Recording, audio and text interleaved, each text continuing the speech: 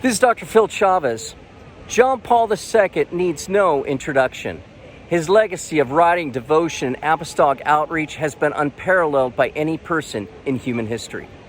Born outside of Krakow, Poland, in a small town of Wadowice, Karol Wojtyła answered the call to the priesthood during the Nazi occupation. And after entering a clandestine seminary, he was ordained in 1946. Consecrated bishop in 1958, he attended the Second Vatican Council in 1962.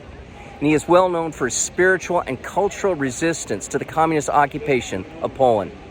He was elected Supreme Pontiff in 1978, becoming the first non-Italian pope in over 450 years. And he holds the second longest pontificate in history.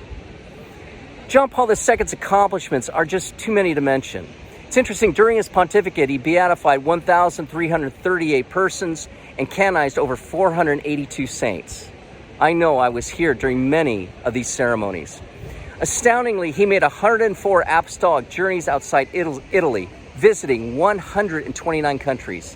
This gives him the distinction of being the most traveled leader in history.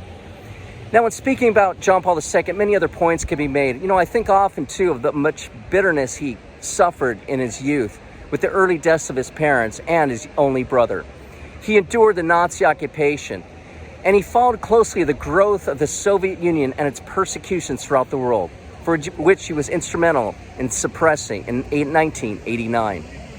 And while he had seen and kept informed of some of the worst human horrors, it's amazing that many of his messages were of great hope for the world, a hope that eradicates fear and holds on to Christ. I've been in his presence, I've heard him speak live about these things many times, and I like the passage where he says, "There's no evil to be faced that Christ does not face with us. There's no enemy that Christ has not already conquered. There's no cross to bear that Christ has not already borne for us and does not now bear with us." I also like that quote, "I plead with you, never, ever give up on hope, never doubt, never tire, and never be discouraged. Be not afraid." Brothers, like John Paul II, be a witness to hope, and you will be a great light to this world. Along with John 23rd, Pope John Paul II was canonized by Pope Francis in 2014. I remember that canonization very well.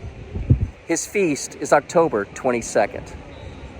John Paul II, pray for us. God be with you.